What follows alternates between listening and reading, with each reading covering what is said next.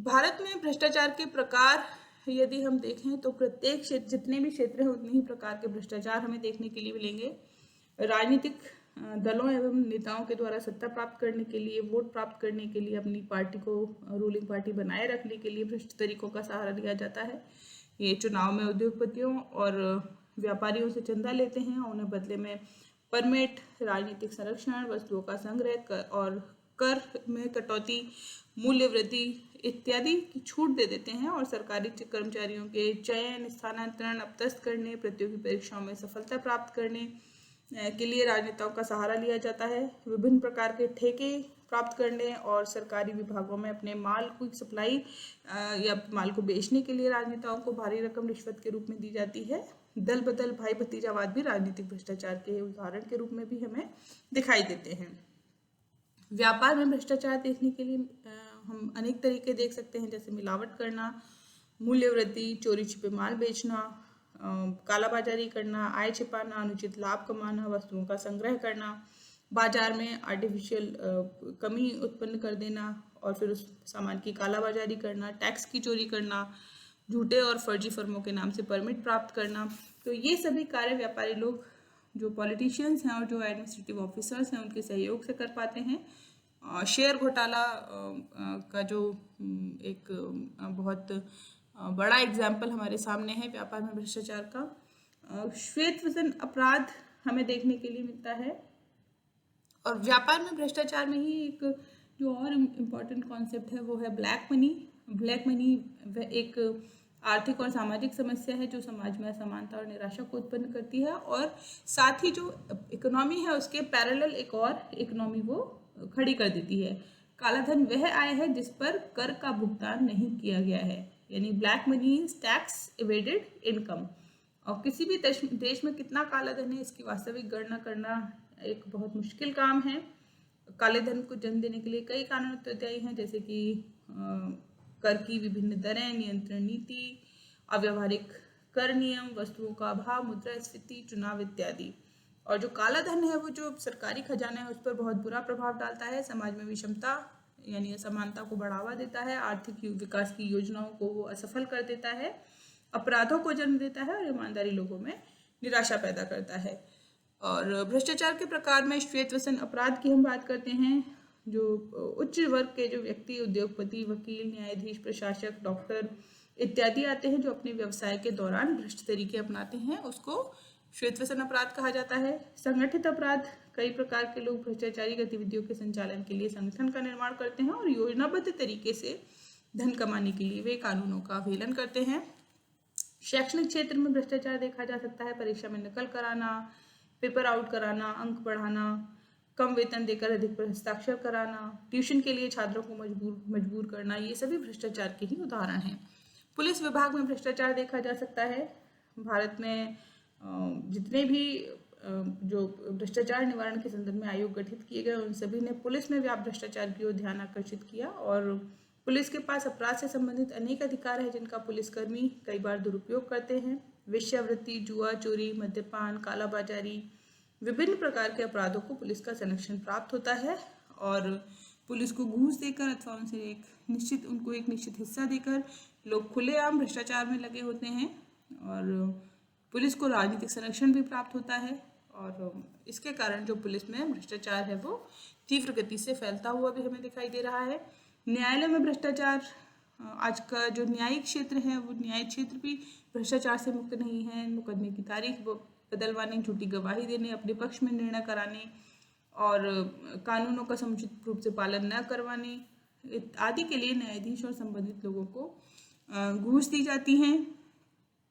और जब देश में यदि न्याय व्यवस्था ही हमारी भ्रष्टाचार में हमें लिप्त दिखाई देगी तो न्याय की आशा कहाँ से की जाए, ये एक बड़ा सवाल हमारे सामने आता है। स्थानीय स्वायत्त शासन में भ्रष्टाचार, पंचायत और नगर पालिकाओं में भी जो स्वायत्त शासन व्यवस्थाएं हैं उनमें भ्रष्टाचार पाया जाता है। सरकारी भूमि पर अवैध कब्जा करने वाले नगर परिषद, पंचायत के अधिकारियों को घूस देकर उसे अपने नाम करा लेते हैं। सफाई, व्यापार, चुंगी और शिक्षा आदि से संबंधित नगर पालिकाओं के विभागों में भ्रष्ट तरीके से लोग अपना कार्य पूरा करवाते हैं और वहाँ पर भ्रष्टाचार देखा जा सकता है। धार्मिक, सामाजिक और चिकित्सीय क्षेत्र में भी हमें भ्रष्टाचार दिखाई देता है। धार्मिक क्षेत्र में अनेक रूपों में, जैसे लोग मंदिर, मस्जिद, धर्मशाला, अनाथालय, गौशाला आदि बनवाने के लिए चंदा वसूल करते हैं, चंदे की रकम हड़प जाते हैं। धार्मिक स्थानों पर पंडित, पुजारियों, महंतों द्वारा मादक द्रव्य और यौन अनाचार से संबंधित भ्रष्ट तरीके अपनाए जाते हैं। बहुत सारे एग्जाम्पल्स हमारे सामने हैं। राम रहीम का नाम हमारे सामने है, आशाराम बापू का नाम हमारे सामने है, और भी कई सारे नाम हैं जो कि हमें धार्मिक क्षेत्र में भ्रष्टाचार के उदाहरण के रूप में जिनको हम देख सकते हैं। वहीं सामाजिक क्षेत्र में देखें तो दहेज सबसे बड़ा एग्जाम्पल है इसका। और दहेज को प्राप्त करने, दहेज को जुटाने के लिए सार्वजनिक निर्माण कार्य, अस्पृश्यता, शराब, मादक द्रव्यों का प्रयोग, अवैध यौन व्यवहार इत्यादि से संबंधित जो भ्रष्ट तरीके हैं उनको अपनाया जाता है, और इसके लिए जो संबंधित अधिकारियों द्वारा रकम वसूल की जाती है। चिकित्सा के क्षेत्र में भ्रष्टाचार दिखाई देता है। अवैध गर्भपात के लिए, भ्रूण हत्या, भ्रूण जांच, नकली दवाइयों का निर्माण और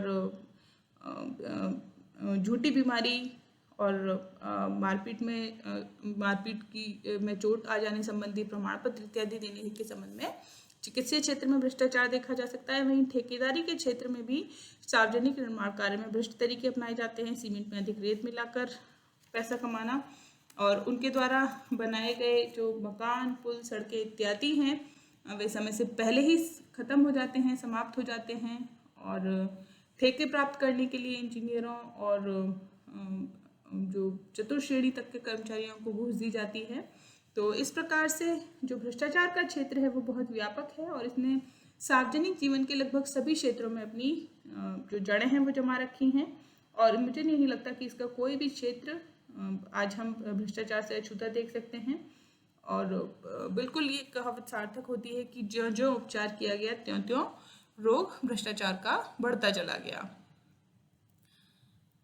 भ्रष्टाचार के परिणाम की यदि हम बात करें तो भ्रष्टाचार को चूंकि प्रत्येक देश में, देश की प्रत्येक व्यवस्था में हमें ये उपस्थिति भ्रष्टाचार की दिखाई देती है, तो इसके परिणाम के रूप में यदि हम देखें तो जो एक वफादारी के स्थान पर स्थानीय वफादारी इसकी हमें बढ़ती हुई दिखाई देती है। देश और सामुदायिक हितों के स्थान पर व्यक्तिगत स्थानीय हितों को महत्व दिया जाता है, जिसके कारण राजनीतिक स्थिरता और एकता खतरे में बढ़ती है।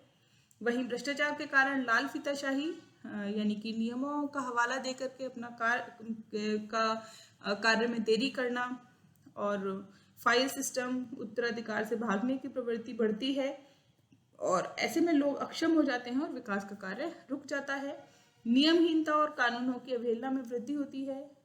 जो वस्तुएं हैं उनकी जो दरें हैं उन दरों में वृद्धि दिखाई देती है। लोगों में निराशा, तनाव, संघर्ष उत्पन्न होते हैं और देश का राष्ट्रीय चरित्र और नैतिकता का हमें पतन होता हुआ भ्रष्टाचार के परिणाम स्वरूप दिखाई देता है।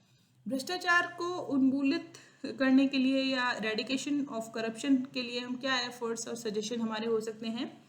तो भ्रष्टाचार के का कारण सामाजिक मूल्यों की अवहेलना है। समाज में बेईमान, चोर, घूसखोर लोग बहुत आरामदायक जीवन व्यतीत करते हैं और जो ईमानदार लोग हैं वे अनेक कठिनाइयों का सामना करते हैं।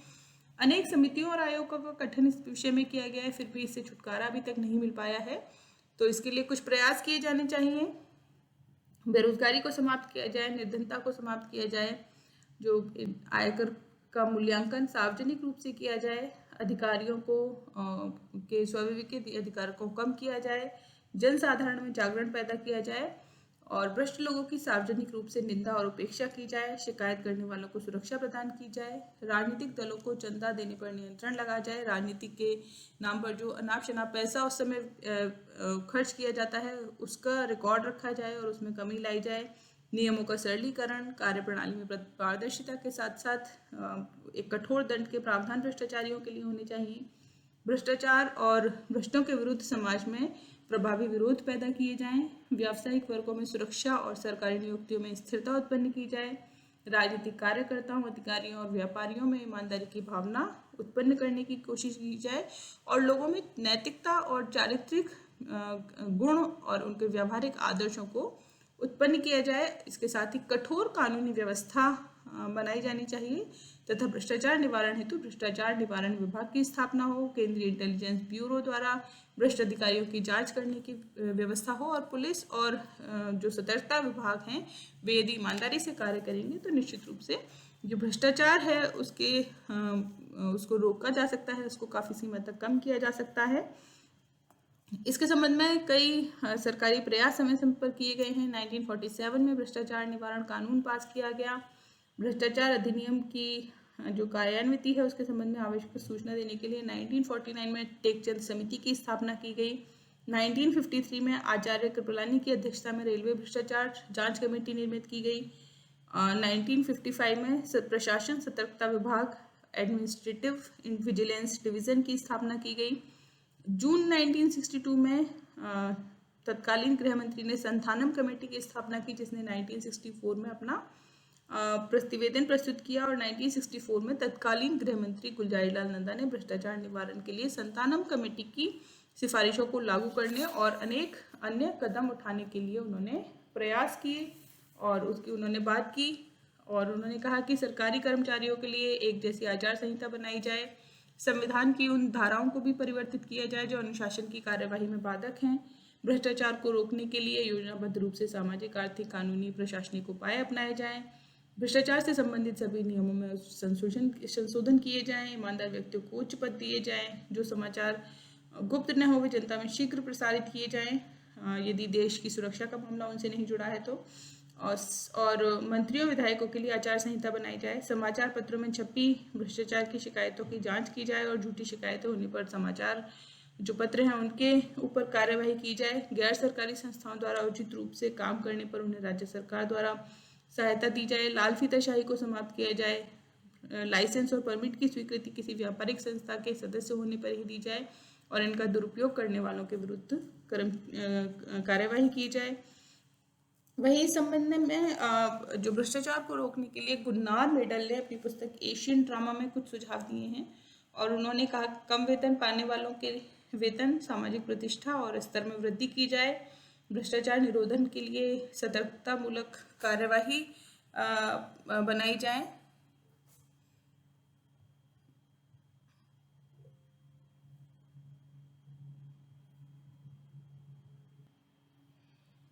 मंत्रियों एवं अधिकारियों में ईमानदारी की भावना उत्पन्न की जाए और भ्रष्टाचार संबंधी झूठी खबरें छापने वाले समाचार पत्रों के विरुद्ध कार्यवाही की जाए, भ्रष्टाचार के अपराधियों के दंड देने के लिए कुछ जो आसान कानून हैं वे कानून निर्मित किए जाएं। और 1964 में भ्रष्टाचार निवारण समिति ने कुछ सुझाव दिए जिसमें उन्होंने सतर्कता विभाग की स्थापना की बात की जिसकी स्थापना की जा चुकी है, विधानसभा लोकसभा सदस्यों के लिए आचार संहिता तैयार की जाए, न्यायपालिका के क्षेत्र में भ्रष्टाचार को दूर करने के लिए सर्वोच्च न्यायालय के पथ प्रदर्शन में सभी उच्च न्यायालयों में सतर्कता आयोगों का गठन किया जाए और भ्रष्टाचार निवारण के लिए सदाचार समितियों का गठन किया जाए और इनके सदस्य रिश्वत न लेने न देने की प्रतिज्ञा करें। तो भ्रष्टाचार निवारण के लिए जो सबसे अधिक आवश्यक है वो यह है कि भ्रष्टाचार में लिप्त लोगों को कठोर से कठोर दंड दिए जाएं ताकि लोगों के सम्मुख उदाहरण प्रस्तुत हो सके और दंड के भय से लोग भ्रष्टाचारी तरीका नहीं अपनाएं। लोगों की मानसिक चेतना में बदलाव लाने की आवश्यकता है, उनको नैतिकता और मूल्यों संबंधी शिक्षा देने की आवश्यकता है ताकि उनकी चारित्रिक उन्नति हमें होती हुई दिखाई दे और ईमानदारी, कर्तव्य निष्ठा की अपेक्षा उनसे की जा सके और यह सब होने पर भ्रष्टाचार को काफ़ी हद तक हम नियंत्रित कर सकते हैं। इसके साथ ही कुछ ये जो हमें स्लोगन मुझे मिले जिन्होंने काफ़ी प्रभावित किया मुझे कि सख्त कानून बनाओ, भ्रष्टाचार का नाम निशान मिटाओ। बिल्कुल सख्त कानून बनाने की आवश्यकता है, कहीं ना कहीं कठोरता को अपनाने की आवश्यकता है, तभी भ्रष्टाचार को हम समाप्त कर सकते हैं और देश के विकास को बढ़ाना है तो भ्रष्टाचार को मिटाना है। भ्रष्टाचार को मिटा करके ही देश का विकास बढ़ाया जा सकता है। देश में जो हमारे जो रिसोर्सेज हैं और रिसोर्सेज को सब पर सबका समान अधिकार स्थापित किया जा सकता है और तभी जो लोकतंत्र है उस लोकतंत्र की सही मायने में भी हम जो स्थापना है वो स्थापना कर सकते हैं।